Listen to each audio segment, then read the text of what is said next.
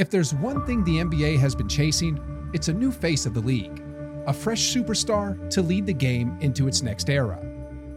But like the old saying goes, the town ain't big enough for the both of us. And in its rush to crown a new king, the NBA has been quietly closing the chapter on its old legends. So Scottie Pippen's fouling Curry in the backcourt, and Steve Kerr, that's the stuff he's talking about. It didn't bother Steph at all. He went and made a basket anyway. Steph Curry and the Warriors, however, won't let anyone else write the ending to their story. Batman comes out of nowhere. You never see him coming, then he just falls from the sky, from a building, behind the door, and does some incredible things. There was a couple possessions in the beginning of the fourth where I wanted to see how really hot I was. If we're smart and tough, then I think we're going to be in good shape. How much do you relish this big game sort of setting? Oh no, this is time, you know. I definitely was thinking about Clay, Chicago. Now, with the 2025 playoffs underway, possibly Steph Curry's final chance at glory, one critical question remains. Can the Golden State Warriors disrupt the NBA's narrative one last time? Or will the league finally get what it wants and erase them from the story? From what I've seen so far, the Warriors have a clear message for the NBA. We're not done until we say we're done. Warriors are a minus 200 favorite. Golden State is minus 200? Yeah. Wow, they're a huge favorite. Oh my goodness. Y'all see this guy? Yeah, he just got ghosted, left on red. Now he's overthinking everything.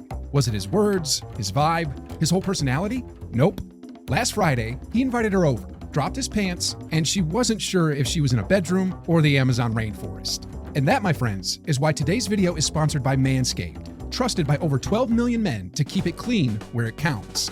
We spend hours perfecting our voice, our posture, our style, but forget that one glance down there can undo everything. That's why the Performance Package 5.0 Ultra was a no-brainer for me. It comes with the Lawnmower 5.0 Ultra, a next-gen trimmer with dual skin-safe blades, perfect for keeping things clean below the belt. Waterproof, built-in LED spotlight, USB-C charging. No excuses, no missed spots. And if she's judging down there, what do you think she'll be thinking about nose hair? That's why I use the Weed Whacker 2.0 too. Trust me, once you try it, you'll never go back. The Performance Package also comes with the Crop Smoother and Crop Preserver, plus 2 bonus gifts, the softest boxers I've ever worn and a sleek travel bag to stash it all in. Go to manscaped.com/hoop and use the code HOOP for 20% off, free shipping, and your free gifts. Again, that's 20% off, free shipping, and bonus gifts when you use the code HOOP at manscaped.com. Boys, don't ever get ghosted over grooming.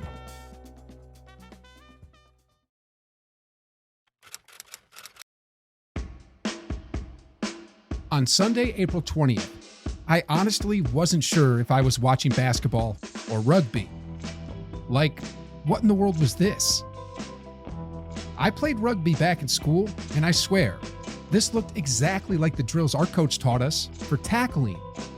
And yet, this was supposed to be a basketball game, which was surprising because for 48 straight minutes, I once again saw an NBA team completely manhandle the Warriors.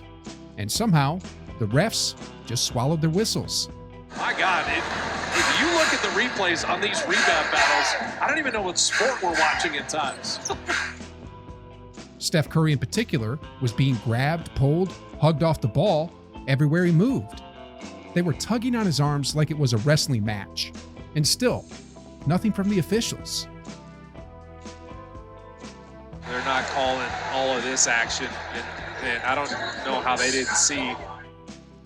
You'd think that after a decade of this, the NBA would finally step in and say, hey, maybe we should protect our most marketable superstar. But instead, sitting there, watching it unfold live, it felt like there were enough missed calls for Steph to shoot 30 free throws. So how many did he actually take? Go ahead, take a guess. If you thought 20, dream on. 15? Nope. Steph Curry shot just 2 free throws this entire game. 2! And, just for context, this was on a game-high 19 shot attempts. while getting grabbed, bumped, and held off the ball on nearly every single possession. It's beyond ridiculous. But here's what gets me. After everything he's done for the game, redefining how it's played, expanding the league globally, this is how he's treated? And that man got clutched and grabbed and held and pulled all over the court and... But I guess that's the thing about true greatness. It's not about having everything go your way. It's not about being the league's new poster boy. It's about refusing to become a footnote, no matter how hard the world tries to turn the page without you. And speaking of footnote, that's exactly how it felt watching that play-in game against Memphis. Holy smokes. Down the stretch, literally every call went Memphis's way. Almost like the refs were doing everything they could to hand them the game. And there's one play I still can't get over. Off a rebound, Moses Moody strips the ball clean from Zach Edey. Edey then shoves him to the floor with both hands, and somehow the foul gets called on Kevon Looney. The scramble. Oh no, that's not a foul on Looney. That is not a foul on Kevon Looney, people. This wasn't some meaningless second quarter mistake either. This was with just 14 seconds left in the fourth. One possession game, season on the line. Because of that call, Edey stepped to the line, drained both free throws, and nearly stole the entire game. This was a do-or-die play-in game, arguably the most important game of the season for both teams. And that's what the officials decided to call? And I don't even want to talk about Game 2 against the Rockets, because after watching that, Game 1 looked like a non-contact sport. You see what I mean now? The NBA's made up its mind. They're tired of the Warriors. They're ready to move on. Luckily, for Warriors fans, the team isn't backing down. They're looking the NBA straight in the eyes and saying no.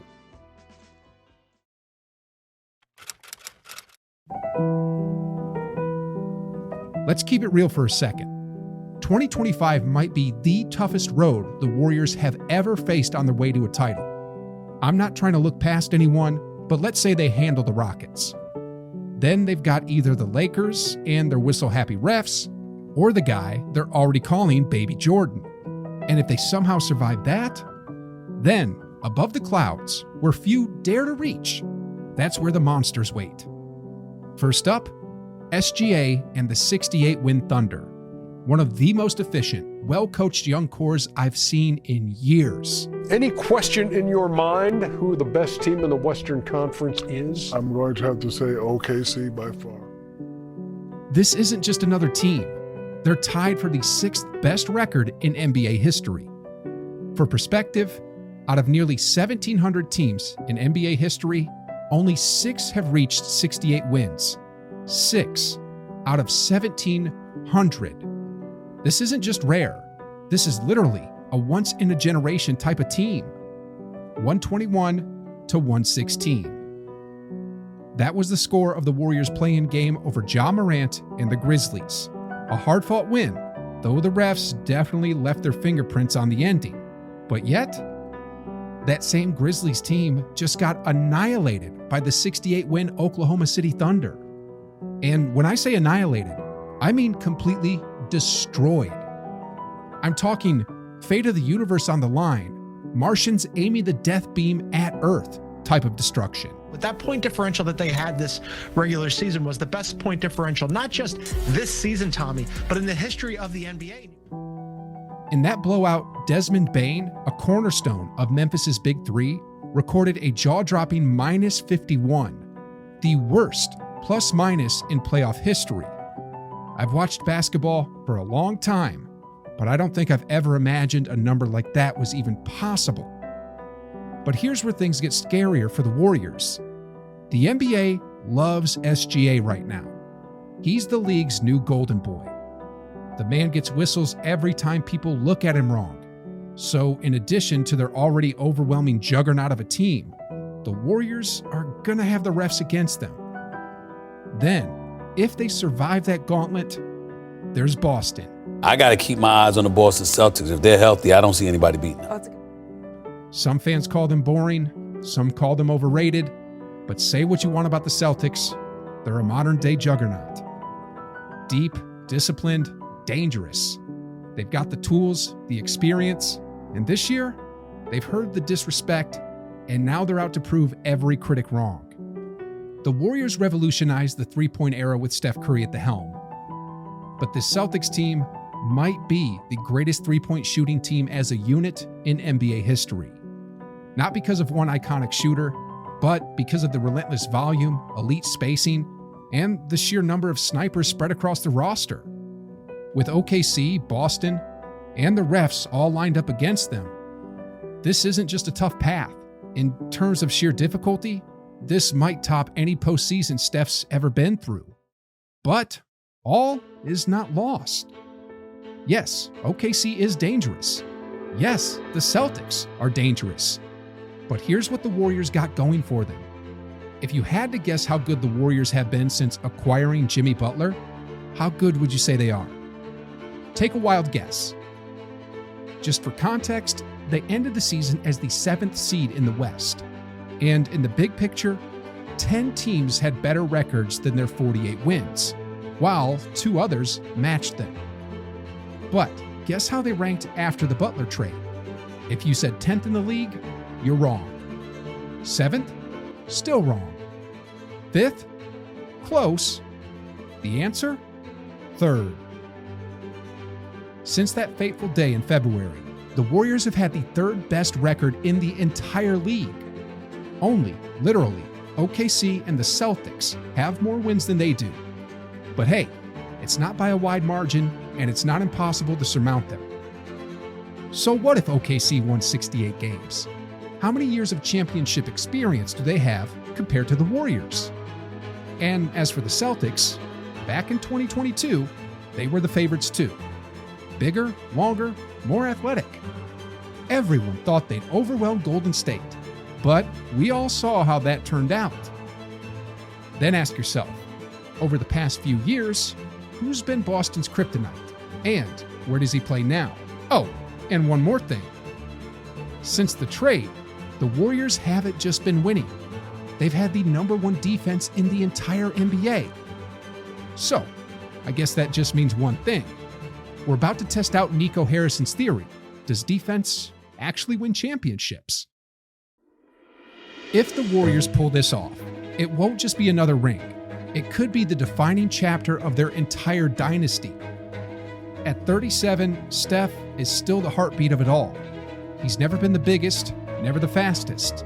And at this point, he's definitely not the youngest. But he's still out there, chasing greatness with a joy no stat can capture, with a fire no algorithm can predict. He's battling more than just opponents. He's staring down Father Time, officials who look the other way, and a league that's already written him off, and his team out of the future. And yet, through the doubt, the silence, the slow fade into irrelevance, they refuse to fold. They've been called washed, outdated, too old for this new NBA built on youth, hype, and verticals. But here they are, still fighting, still believing. Because for them, it's never been just about banners.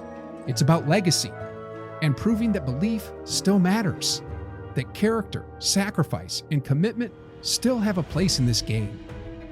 And maybe that's our lesson too. In a world obsessed with the next big thing, where everyone thinks they know your ceiling, your value, your ending, remember this. Real greatness isn't handed to you. It's earned, step by step, day by day, one defiant moment at a time. Because the world will always try to move on without you, write you off, call you finished. But the truth is, greatness lives in those who keep showing up, in those who turn doubt into fuel and setbacks into battle cries. So, believe this, destiny doesn't belong to the future. It belongs to those who refuse to be erased, to those who won't let their story be written by someone else's pen. And in the end, that might be what legacy truly means.